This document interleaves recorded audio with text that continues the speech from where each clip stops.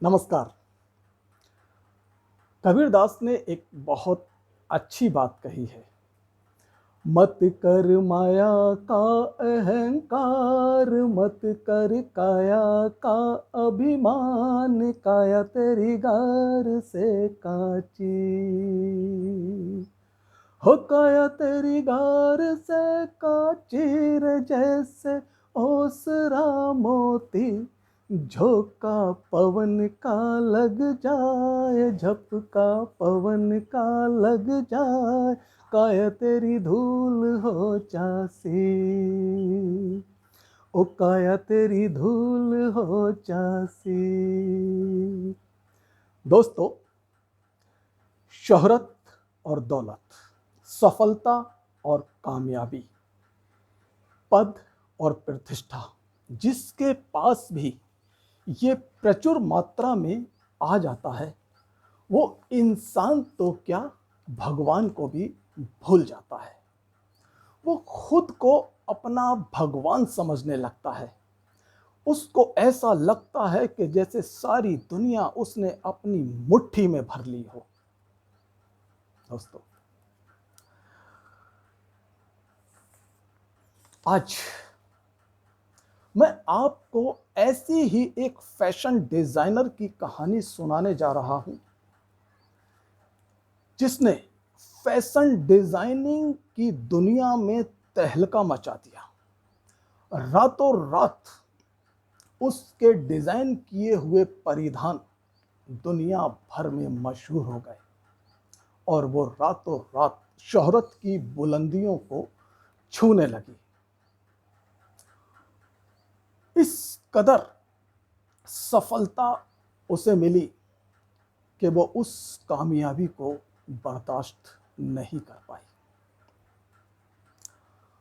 और फैशन की दुनिया की वो बेताज बादशाह समझने लगी। दौलत और शोहरत उसके कदम चूमने लगी।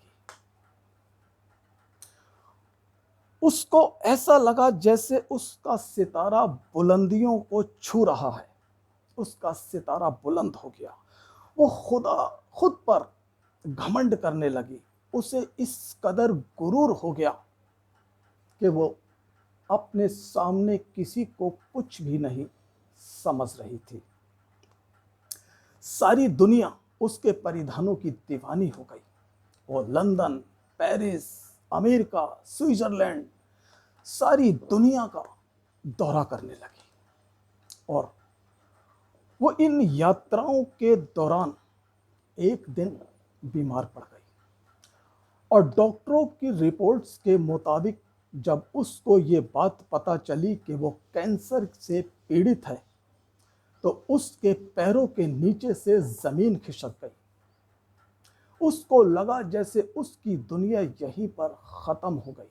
उसे अपनी गलती का एहसास होने लगा।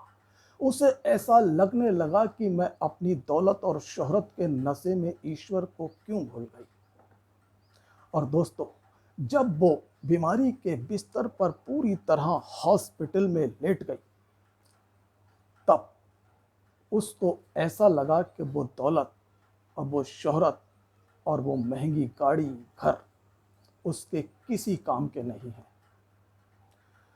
और जब वो अपनी बीमारी से लड़ते लड़ते मृत्यु शैया के बिल्कुल करीब पहुंच गई, तब मरने से पहले उसने लोगों को एक संदेश दिया। और वो संदेश क्या था, मैं आप लोगों को बताना चाह रहा हूं।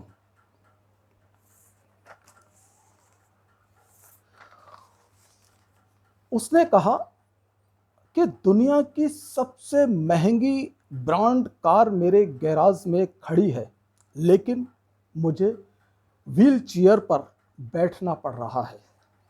मेरे घर में हर तरह के, हर डिज़ाइन के महंगे से महंगे कपड़े, जूते, महंगी से महंगी चीज़ों से मेरा घर भरा पड़ा है, लेकिन मेरा शरीर हॉस्पिटल से मिली एक साधारण सी चादर में लिपटा हुआ है। मेरे पास बहुत बैंक बैलेंस है, लेकिन अब वो बैंक बैलेंस मेरे किसी काम नहीं आ रहा है। मेरा घर महलों की तरह था, लेकिन मैं अस्पताल के बेड पर हूँ।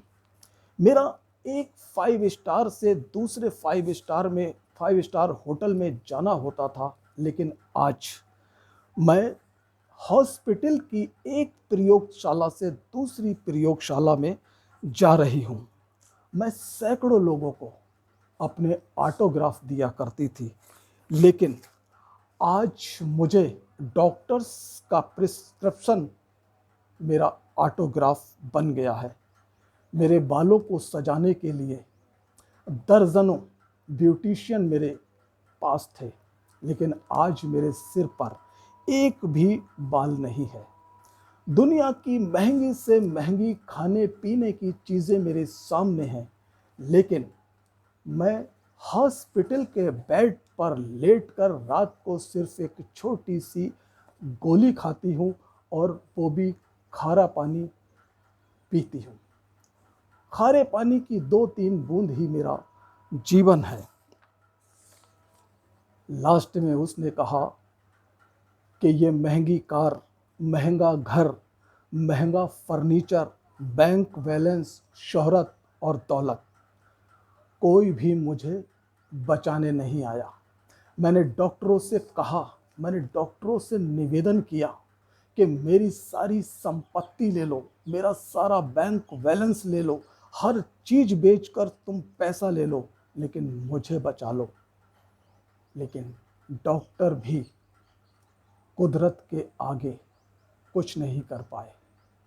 सच तो यही है लोगों या मेरे दोस्तों, कि मृत्यु से बड़ा सत्य दुनिया में कोई भी नहीं है।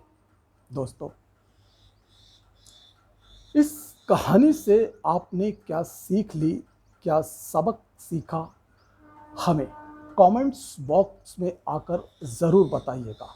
और हाँ, कहानी को लाइक शेयर ज़रूर कीजिएगा। अगर चैनल पर नए हैं तो इस चैनल को सब्सक्राइब ज़रूर कीजिएगा। धन्यवाद।